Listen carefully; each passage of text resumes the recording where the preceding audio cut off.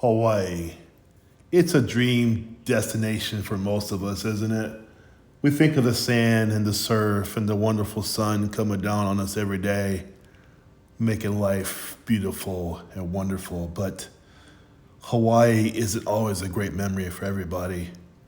In this case, for Laura Vogel's family, it's more of a nightmare than a dream. In February 2010, Vogel, who was a self-employed tutor who had an extreme love for the outdoors, she embarked on what seemed like a routine camping trip near the Haiku Community Center in Haiku, Hawaii.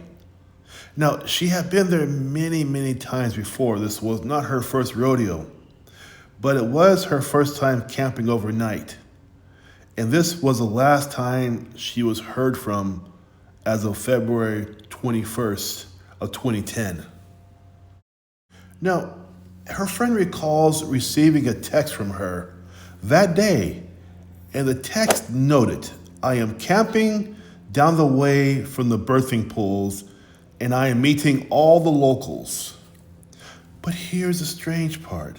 None of the locals or campers remember seeing her. Her text says, again, she's meeting people, right? All the locals, but yet, strangely enough, none of the locals or campers there remember seeing her. Now, Vogel had a scheduled tutoring session the next morning at 9 o'clock in the morning, which was on February 22nd. But she never showed up, and she was never heard from again. So, a few days after she vanished, searchers uncovered some chilling clues. There were broken pieces of her phone all over the place, and one of her slippers was found scattered along the cliffs near the birthing pools. Even more unsettling, her van was discovered at a homeless camp at the Pauala Lighthouse. With the driver's door wide open, the keys were inside, and her surfboards and laptop were untouched in the vehicle. However, her wallet was missing. Now, the police revealed the phone records, and what happened was the last two calls from her phone were made on the night of her disappearance, one at 8:15 p.m. and one at 8:19 p.m. Both calls lasted less than 1 second, and they were to a number that belonged to a transient man whose campsite was very close to where her van was found. This man had no prior connection to Vogel, and she had never called him before. So when questioned, he claimed he was fishing with others that night, about a half a mile from where Vogel's van was located. Although he denied involvement, he was very evasive during the polygraph test, which police described as an incomplete test. His campsite and vehicle were searched, but nothing significant was found. To this day, he remains a person of interest. Despite the lack of hard evidence pointing to foul play, authorities believe Vogel's disappearance is suspicious. Her family, deeply concerned, fears that something terrible happened to her. Now, Vogel is known for her adventurous spirit, but she was also very responsible, and she had no history at all of disappearing without warning anyone. She was very responsible. Vogel was originally from Albuquerque, New Mexico. She holds a master's degree in wildlife biology, and she has a love for the outdoors. Now, before moving to Hawaii, she worked as a science teacher and a girls' soccer coach at a high school in New Mexico. To this very day, her case remains unsolved, and it brings more questions than answers. Now, about Vogel, she was born on 12/18/1966. She's 5'8", 135 pounds. When she was missing, she was wearing a blue t-shirt and dark gray sweatpants. She's a Caucasian female, blonde hair and blue eyes. She was in excellent physical condition. If you have any information for her, anything about her, please call 808-244-6400. That's the Maui Police Department. Again, 808-244-6400. Help us with her case. Thank you. On a quiet day in early September of 2022, Sydney Marie Evers, a vibrant 21-year-old woman from Missoula, Montana, she seemed to have vanished without a trace. Her disappearance has left the community shaken. Friends and family are desperate for answers, and the investigators are puzzled by the lack of leads. Although few details have surfaced, her case has become a haunting mystery that continues to baffle those closest to her. On September 3rd of 2022, it seemed like any other day in Missoula. The town's usual hustle and bustle did mask the fact that something terrible was about to unfold. Sydney, who was known for her warm smile and love of the outdoors, was last seen that day. She had no known plans to leave town or go anywhere else out of the ordinary, yet she has not been seen or heard from since. For those who knew her well, this sudden disappearance did not make sense. She wasn't the type to just walk away from her life.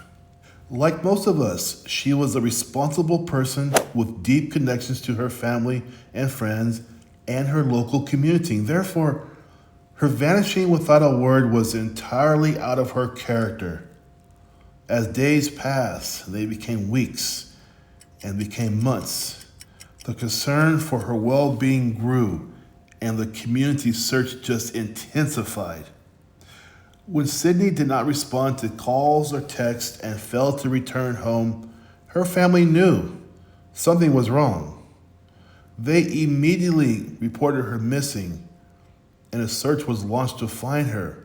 Friends, family, and volunteers scoured the streets of Missoula and the surrounding wilderness and any areas she may have visited. Posters with her picture were plastered across the town, and social media campaigns quickly gained momentum, urging anyone with information to please come forward to help. Despite these efforts, the case hit an immediate roadblock. There were no clear leads. Sydney's phone had gone silent, and there was no clear signs of struggle. No suspicious activity was recorded on any security cameras, and there was no trace of her car. With so little to go on, her disappearance became a cold, unnerving puzzle. But her family never gave up. There were some things about her mother described. She was a free-spirited lady, an adventurous young woman with a heart of gold. She loved the outdoors, and she was a kind and loyal friend and had a deep passion for helping others. In this heartfelt plea to the public, her family said, "We just want her home. We need to know that she's safe." As hope faded, the local community rallied behind the family, organizing vigils and search parties, doing everything they could in their power to keep her story alive, to keep her alive. But despite this outpouring of support, the case remains shrouded in mystery. Now, the days leading up to her disappearance have been scrutinized because there was no suspicious behavior that was noted.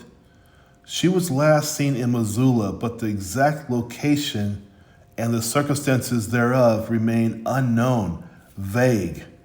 Whether she left town voluntarily or maybe something more sinister was involved, we simply do not know. As of now, her case remains unsolved. Her disappearance is classified as a missing persons case, and the investigation is still open. It's not uncommon for missing person cases to be solved months or even years after the fact. So her family clings to hope that she will come home. That's the hope of the community, and that's the hope of everybody. If you have any information about her, about Sydney, please contact the Missoula Police Department at 406-552-6303. She's a Caucasian female, brown hair and blue eyes, 5'4", 130. Thank you. In the early hours of September 6 of 2020, Myra Gertrude Ramey, a 47-year-old woman from Davenport, Virginia, stepped out of her boyfriend's truck and into a mystery that has baffled investigators ever since. Now, according to her boyfriend, he said the couple had an argument while driving along Indian Creek Road, which is a road that's in the rural area and very isolated part of Buchanan County, Virginia. After the disagreement, he noted Myra left the vehicle between 2 and 4:30 a.m. and she walked away, and then her boyfriend drove off into the night. This was the last time anyone saw her. Now, this part of Indian Creek Road is a place that few people would walk there alone at night. The area is desolate, no cell service, very few cars going by, and even fewer homes. Yet despite the eerie remoteness, Myra seems to have vanished from there without a trace. Her boyfriend recalls, after realizing she hadn't returned, he reported her missing the next day. Investigators, alongside search and rescue teams, quickly mobilized to comb the area, the woods, and the fields, and they even used canine units to track her scent. However, despite their best efforts, they found nothing. No footprints, no belongings, nothing was left behind. Myra had simply disappeared. Even with multiple searches, no credible leads emerged. The circumstances of her disappearance definitely raised suspicions. The boyfriend's account of events was the only narrative available because there was no physical evidence to uncover. Now, witnesses confirmed that the couple visited friends shortly before she went missing, and they confirmed she left their home safely. Still, the events that transpired after she walked away remains a mystery. At the time of her disappearance, Myra was standing at 5'8" and weighing between 125 and 160 pounds. She has blonde hair and brown eyes, and she has distinct physical features like a scar on her left knee and a faded laser-treated tattoo on her ankle. She was last seen wearing gray or blue clothing, gray leggings, and bright pink sneakers. She was also carrying a Coach purse. For a few years now, her family has waited anxiously for answers. Her case remains unsolved, with no new evidence and no signs of what could have happened that morning. The Buchanan County Sheriff's Office continues to ask for help from the public for anything. You can reach them at 276-935-2313. Again, 276-935-2313. Thank you.